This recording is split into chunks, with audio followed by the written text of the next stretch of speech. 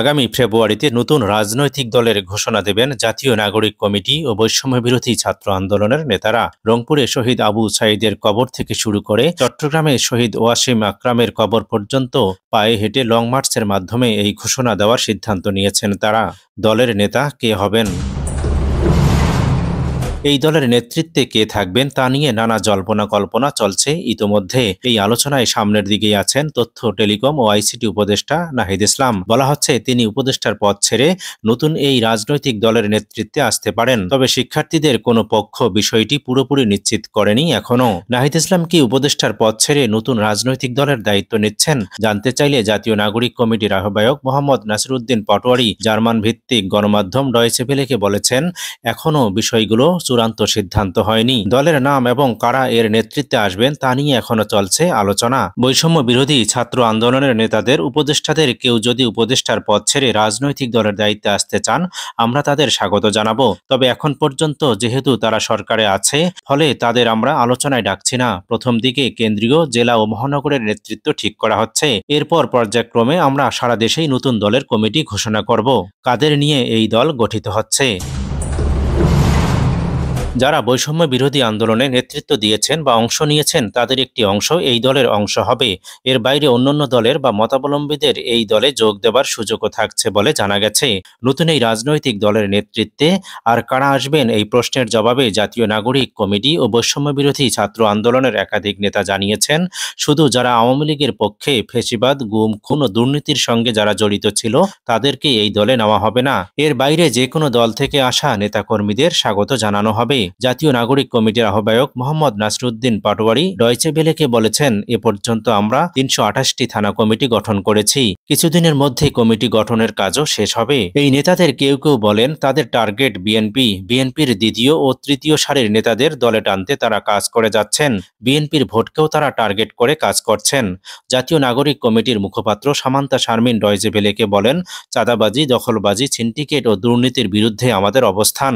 জুলাই গণ অভ্যুত্থানের চেতনা ধারণ করেন এমন সব নাগরিকের জন্যই নতুন এই রাজনৈতিক দলের দুয়ার উন্মুক্ত থাকবে। শুধু বিএনপি নয়, অন্য যে কোনো দলের কেউ এই জুলাই চেতনায় বিশ্বাসী হয়ে দলে এলে তাদেরকে স্বাগত জানানো হবে। তবে যারা অতীতে ফ্যাসিবাদী রাজনীতি তথা আওয়ামী লীগের সঙ্গে যুক্ত ছিলেন তাদেরকে এই রাজনৈতিক দলে নেওয়া হবে না। নতুন রাজনৈতিক দল রাজনীতিতে কতটা প্রভাব ফেলতে পারে? নতুন যে রাজনৈতিক দল আসছে এটা কতটা প্রভাব ফেলবে এ নিয়ে মিশ্র প্রতিক্রিয়া দেখা গেছে। বাংলাদেশে রাজনৈতিক শূন্যতা পূরণ করবে নতুন রাজনৈতিক দল, এমন আশা করেন নাগরিক কমিটির সদস্যরা। জানা গেছে, মূলনীতি এবং কর্মসূচি যাই হোক, চাঁদাবাজি, দুর্নীতির বিরুদ্ধে সাধারণ মানুষ বিরক্ত থাকায় এই ইস্যুতে আত্মপ্রকাশের সঙ্গে লং মার্চ কর্মসূচি দিচ্ছেন তারা। জাতীয় নাগরিক কমিটি এবং বৈষম্য বিরোধী ছাত্র আন্দোলনের সূত্রগুলো জানিয়েছে, দল গঠনের পরও নাগরিক কমিটি ও বৈষম্য বিরোধী ছাত্র আন্দোলন সক্রিয় থাকবে। আনুষ্ঠানিক সম্পর্ক না থাকলেও নতুন রাজনৈতিক দলের সহযোগী হিসেবে কাজ করবে তারা। সংগঠনের নেতারা জানিয়েছেন, শেখ হাসিনার পতন হলেও চাঁদাবাজি, দখলদারি বন্ধ হয়নি। এতে গণ অসন্তোষ রয়েছে।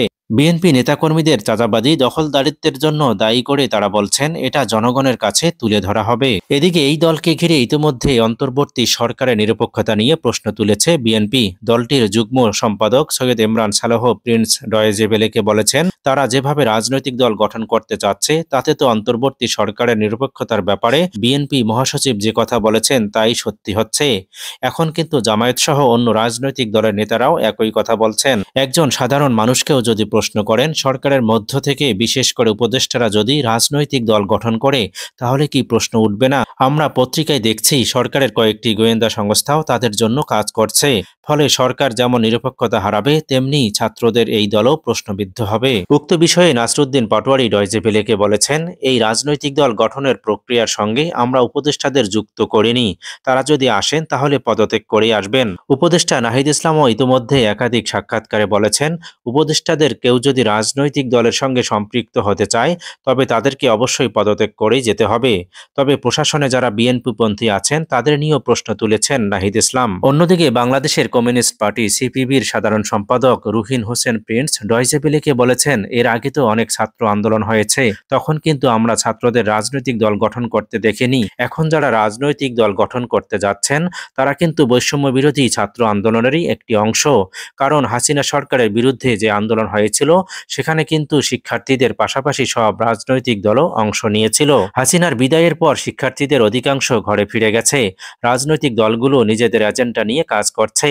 তাদের রাজনৈতিক দল গঠনের প্রক্রিয়াকে আমরা স্বাগত জানাই, কিন্তু অন্তর্বর্তী সরকারের সহযোগিতা নিয়ে তারা যে দল গঠন করতে যাচ্ছে সেটা মানুষ ভালো চোখে দেখছে না। আবার তাদের গঠনতন্ত্র উদ্দেশ্য কি এগুলো লিখিত দিক, তখন বোঝা যাবে। তবে দলছুটদের নিয়ে গড়া কোনো রাজনৈতিক দল সফল হতে পারবে না। ফলে তাদের দল গঠনের প্রক্রিয়া পর্যন্ত আমাদের দেখতে হবে তারা আসলে কি করতে চাচ্ছেন।